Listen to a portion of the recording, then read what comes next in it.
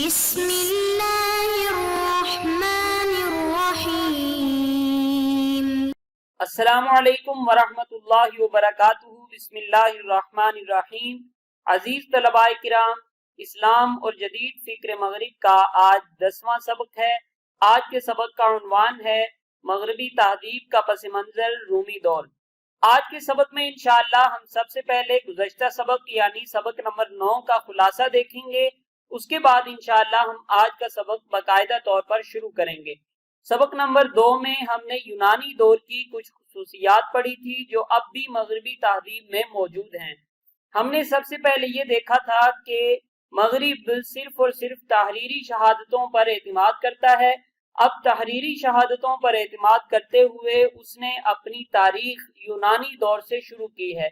اس سے پہلے والے ادوار کے جو تصورات اب مغربی تہذیب میں موجود ہیں وہ تحریری شہادتوں سے سامنے نہیں آتے۔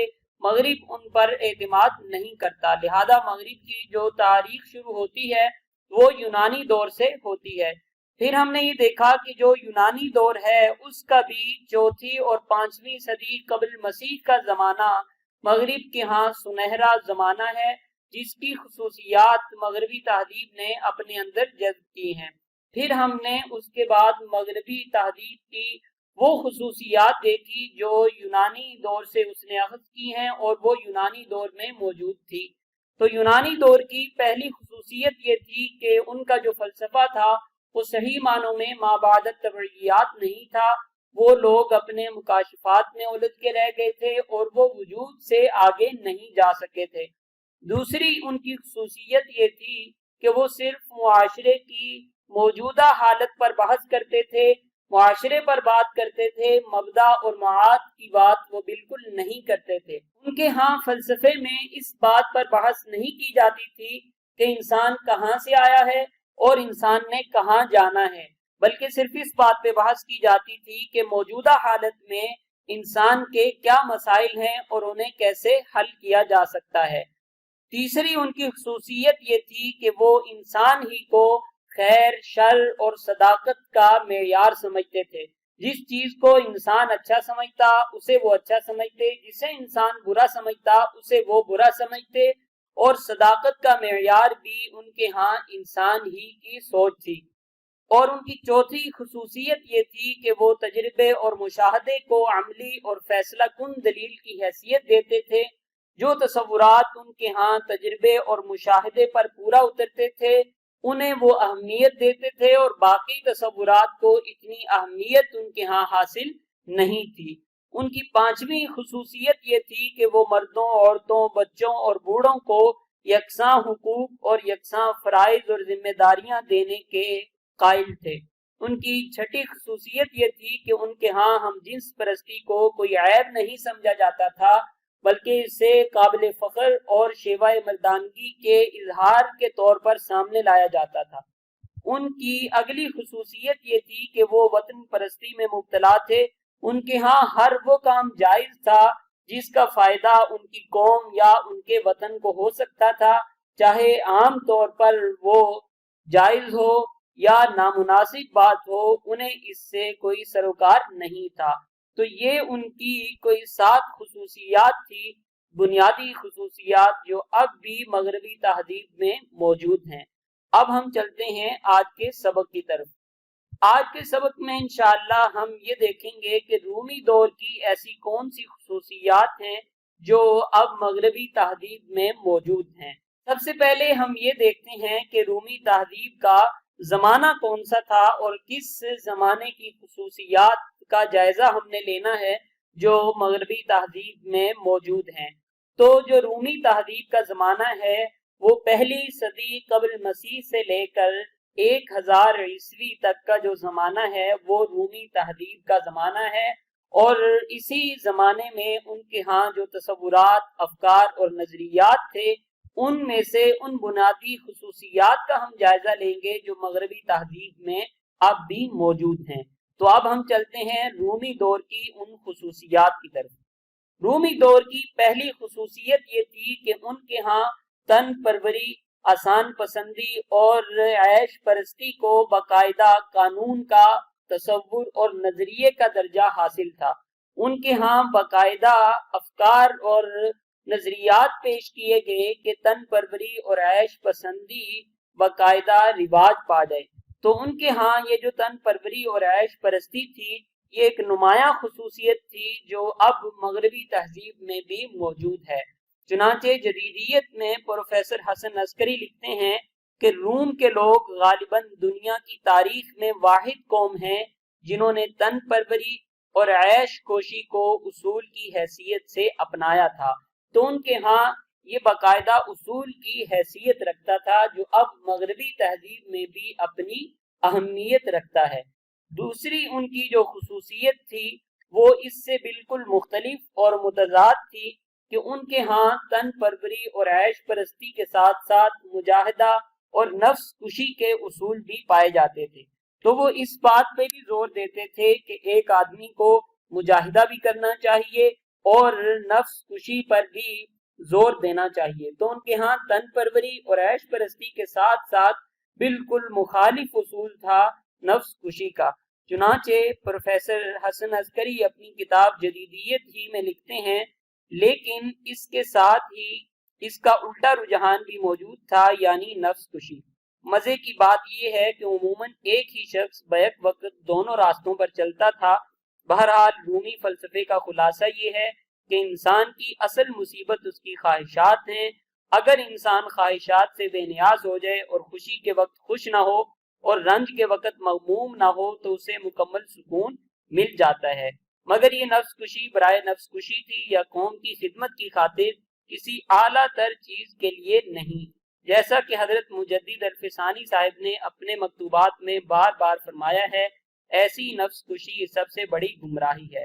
تو میں اسے زوم کر دیتا ہوں تاکہ آپ اسے نقل کرنا چاہیں تو نقل کر سکیں کہ ان کے ہاں دو متضاد اصول تھے، تن پروری اور عیش پرستی کا اصول اور دوسری طرف نفس کشی کا اصول، لیکن دونوں اصول کسی اعلیٰ اور بلند تر مقصد کے لیے نہیں تھے بلکہ ان کا ماننا یہ تھا کہ انسان کی خواہشات اصل مصیبت ہیں۔ انسان جب اپنی خواہش کے مخالف عمل کرے گا، اگر وہ خوش ہونا چاہتا ہے تو وہ مغموم ہو جائے، اگر اسے کوئی دکھ یا مصیبت سامنے آئی ہے تو اس وقت وہ خوش ہو، تو یہ اس کے مجاہدے اور نفس کشی کی ایک ایسی صورت تھی جس سے وہ اپنی مصیبت سے چھٹکارا حاصل کر سکتا ہے۔ تو بہرحال یہ ان کے دو متضاد اصول تھے۔ اب ہم چلتے ہیں تیسری خصوصیت کی طرف۔ ان کے ہاں تیسری خصوصیت یہ تھی کہ وہ ظاہر پرستی میں مبتلا تھے۔ وہ صرف ظاہری علوم پر توجہ دیتے تھے اور جو باطنی علوم، روحانیات یا اس طرح کی جتنی چیزیں ہیں ان کی طرف ان کی توجہ نہ ہونے کی برابر تھی۔ چنانچہ پروفیسر حسن عسکری اپنی کتاب جدیدیت ہی میں لکھتے ہیں کہ روم کے لوگوں نے فلسفے یا فکر میں کوئی اضافہ نہیں کیا۔ اس معاملے میں یہ لوگ یونان کے مقلد تھے۔ یونانی فلسفے کا بھی انہوں نے صرف خارجی اور ظاہری پہلو لیا، بلکہ صرف وہ اصول اخذ کیے جن کا تعلق فرد یا معاشرے کی ظاہری زندگی سے تھا۔ اگر مغرب میں ظاہر پرستی اتنی بڑھ گئی ہے تو اس میں رومی لوگوں کی ذہنیت کا بھی بڑا دخل ہے جسے یورپ کے لوگوں نے اکثر اپنے لیے نمونہ بنایا ہے۔ تو بہرحال یہ ان کے ہاں ظاہر پرستی کا اصول تھا کہ وہ صرف ظاہری باتوں پر زیادہ توجہ دیتے تھے اور جو باطنی اور روحانی باتیں تھیں ان میں زیادہ وہ بحث نہیں کرتے تھے۔ جیسے کہ پہلے یونانی دور کی ایک خصوصیت گزری کہ ان کے ہاں صرف اور صرف معاشرے کی موجودہ حالت پر بحث کی جاتی تھی، مبدا اور معاد کے بارے میں ان کے ہاں کوئی بحث نہیں کی جاتی۔ اب ہم یہ دیکھتے ہیں کہ چوتھی خصوصیت کون سی تھی۔ ان کے ہاں بینکاری کا باقاعدہ نظام موجود تھا، اگرچہ یہ نظام اپنی ابتدائی اور سادہ ترین شکل میں موجود تھا۔ تو یہ وہ خصوصیت تھی جو رومی دور سے موجودہ مغربی تہذیب میں آئی ہے۔ چنانچہ تعارف تہذیب مغرب اور فلسفہ جدید میں پروفیسر مفتی محمد احمد قدیم تہذیبیں اور مذہب سے یہ اقتباس نقل کرتے ہیں کہ صنعتی اور تجارتی ترقی کی بدولت متوسط طبقہ کے اندر ایک گروہ پیدا ہو گیا تھا جو سود پر روپے کا لین دین کیا کرتا تھا۔ روپے کی لین دین ان بازاروں میں یا ان عمارتوں میں ہوتی تھی جو کاروبار کا مرکز تھی، جنہیں بسلیکا کہا جاتا تھا۔ اس لیے ایک ایسا نظام قائم ہو چکا تھا جو بعد میں یورپ کی تجارت اور صنعتی ترقی کا باعث بنا۔ تو بہرحال ان کے ہاں بینکاری کا ایک نظام موجود تھا، اگرچہ وہ اپنی سادہ اور ابتدائی شکل میں موجود تھا، اور جو موجودہ شکل ہے بینکاری کی وہ اس میں موجود نہیں تھی۔ اگلی خصوصیت ہم یہ دیکھتے ہیں، اگلی خصوصیت جمہوریت کی ہے کہ ان کے ہاں حکومت کا ایک نیا طرز عمل یا ایک مختلف طرز عمل موجود تھا، جس میں عوام کی حاکمیت تھی اور عوام کو فیصلے کرنے کا اختیار ہوتا تھا۔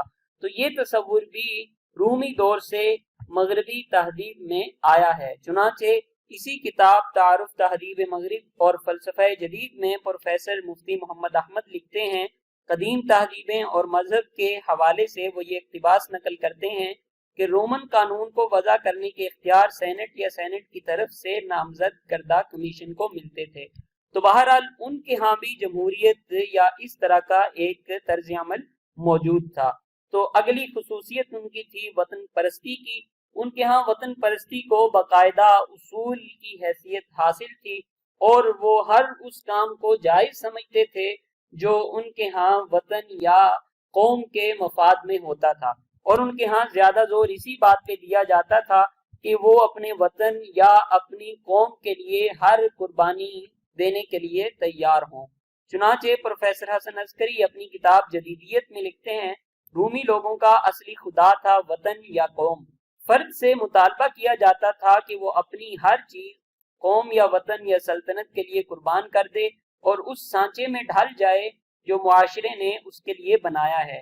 یہی ہے وہ بیج جو آگے چل کر مغرب میں قوم پرستی اور معاشرہ پرستی کی شکل میں بار آور ہوا۔ تو بہرحال ان کے ہاں وطن پرستی کا جو رجحان تھا وہ بھی موجود تھا۔ تو یہ کچھ خصوصیات تھی جو رومی دور کی مغربی تہذیب میں موجود ہیں۔ اب ہم ان کا خلاصہ دیکھتے ہیں۔ تن پروری اور عیش پرستی ان کا اصول تھا، دوسری طرف وہ نفس کشی اور مجاہدے پر بھی زور دیتے تھے، لیکن یہ دونوں جو اصول تھے کسی اعلیٰ تر مقصد کے لیے نہیں تھے، بلکہ وہ صرف اپنی خواہشات کی مخالفت کرنا چاہتے تھے۔ اسی طرح ان کے ہاں ظاہری باتوں پہ زیادہ توجہ دی جاتی تھی، صرف معاشرے کی جو مشکلات تھی وہ حل کی جاتی تھی، جو روحانی اور مابعد الطبعیات مسائل ہیں ان پر وہ زور نہیں دیتے تھے۔ بینکاری کا نظام بھی ان کے ہاں کسی نہ کسی شکل میں موجود تھا۔ جمہوریت کی بھی کوئی نہ کوئی شکل ان کے ہاں موجود تھی کہ وہاں سینٹ میں فیصلے ہوتے تھے یا سینٹ کا نامزد کردہ کمیشن وہ فیصلے کیا کرتا تھا۔ اسی طرح وطن پرستی کا تصور بھی ان کے ہاں موجود تھا، اور وہ وطن یا قوم کے لیے اپنی ہر چیز قربان کرنے کے لیے تیار ہوتے تھے۔ یہ تھا رومی دور کی خصوصیات کا خلاصہ۔ اب ہم چلتے ہیں اگلے سبق کی طرف۔ اگلے سبق میں انشاءاللہ ہم یہ دیکھیں گے کہ عیسوی دور کی کون سی ایسی خصوصیات ہیں جو اب مغربی تہذیب میں موجود ہیں۔ جزاکم اللہ خیرا۔ السلام علیکم ورحمۃ اللہ وبرکاتہ۔